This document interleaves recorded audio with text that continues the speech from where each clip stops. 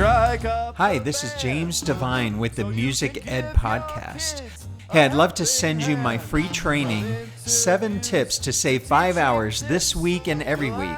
If you'd like to receive that, send me an email at jamesthedivine@gmail.com. Also, if your music event needs professional development or speaker, get in touch with me. I'd love to help out. Enjoy the podcast. Where you get quick and easy tips on how to be a better band teacher. Today, I've got 10 tips for things to do after the final concert. You know, the longer I've taught, this is my 25th year of teaching, the more I desire to put the concert as late as possible, because after the final concert, it's sometimes hard to get kids to be motivated, to be focused. So sometimes you can have some things to do after that will help to keep them engaged. You have to be very intentional about this so that you don't lose them.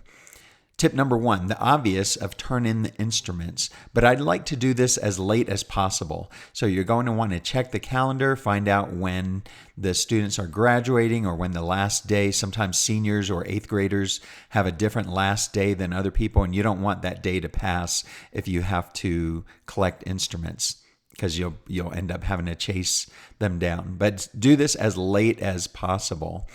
My previous school, the high school students actually played at graduation, and so I was collecting instruments on that last day if they had a school instrument.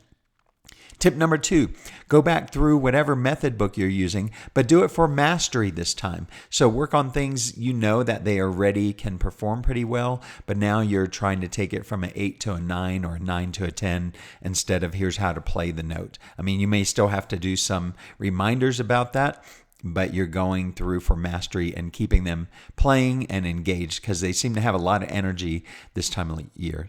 Number 3, play small ensembles.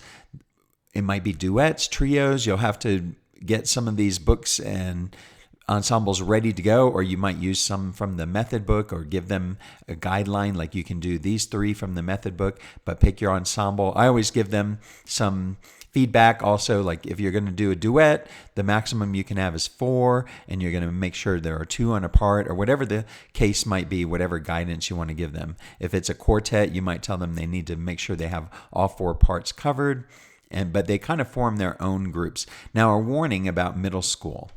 With middle schoolers, you cannot give them too much time to do this. I don't care how great they are, they'll get unfocused. So I usually make it a 5 or 10 minute, go practice your ensemble, go into the corners, into the practice rooms, whatever it might be, and then you're going to come back and play it. And some students do great, some of the ensembles do great, some not as great. And we'll mix this up. We won't do a whole class period with this, but we'll spend part of a class period. Tip number 4, get students caught up. Here's what I mean. I have the best 6th grade band I have had in my 25-year career this year, but there are still 3 or 4 students who have D's or C's in band. The rest of them have A pluses. And those 3 or 4, they just haven't been as motivated to get caught up on their playing test. I'm going to spend a day after the concert getting them caught up, and the others are going to go back to tip 3 and they're going to play some ensembles, and those are ones who usually do better with their time in ensembles anyway. The ones who are with me, they're going to probably end up hating me because we're going to review, and we're going to play each of the playing tests 5, 10, 15 times until they pass it or until they get better at it. Tip number 5, learn jazz. It's not as hard as you think. It's easier than you think. Go to episode 181. I'm actually working on creating a program called Jazz from Day One, and I've presented that several times. If you'd like me to come and present that as a professional development session, just get in touch with me. You can find my contact info in the podcast show notes. But episode 181 has some tips for how to do that. Tip number 6, have students conduct.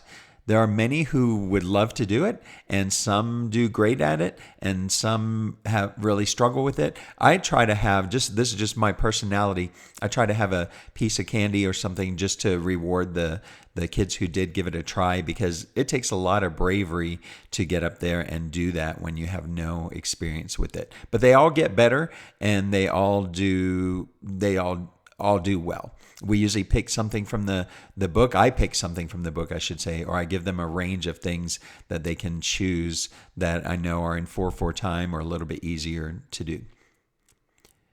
Tip number 7, do some pop-up concerts. Pop-up concerts are fun and they're easy to do. And here's what I mean by pop-up concert. Sixth grade band might, during their sixth grade class time, grab their stands and we might move over to the lunchroom if another group is having lunch in there and just play a couple of songs and then we go back to the band room. Or we might coordinate with another teacher, maybe with the gym teacher or another teacher who really supports band, and we'll pop up in their classroom and do a couple of short songs and high energy songs, and we pop out to the next classroom. These are a lot of fun and they help to advertise and promote the band program. Tip number 8, clean out the folder. Why should you have to do all the work? Let the students do the work. So the songs you've performed and you're not going to do anymore, create piles. Now, is it going to be perfect? No. There's going to be students who, even though you said pull out such and such song, they're not going to pull that one out. So you'll have to go back and clean it up some more later. But the majority of the work will be done.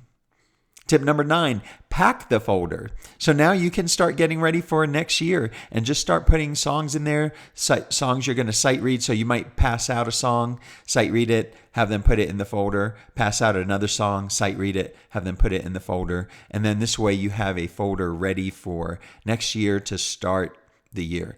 As I've gotten more experienced in my teaching, I tend to have more songs in the folder. We may never do half of them. We may touch on it a little bit and realize it's not going to work for our group. And I stole this from a friend of mine, Wayne Hoy. He's a retired band director, but he had sometimes dozens and dozens of songs that maybe they might never perform, but they were important works in the band field. And sometimes it was important just to have some experience with it, even if it wasn't something you're going to perform. And tip number 10, this one would take a little bit of work, but you could use this time to co-teach. Maybe you get together with the choir teacher, and if you have some simple instruments the choir students can use, they can perform a song or two with you. Maybe rock songs usually work great with this. And maybe the band students can learn how to sing. Maybe you can, if you're really brave, maybe you can get with the history teacher, and whatever they're studying, you can have a song that fits in with what they're studying, and the teacher can present a lesson and the band students can perform a song related to it. I hope that these tips have helped you stay the course through the end of the year. It is a fun time of year, but keep the students actively engaged and you will be a much happier band director. The Music Ed Podcast, where you get quick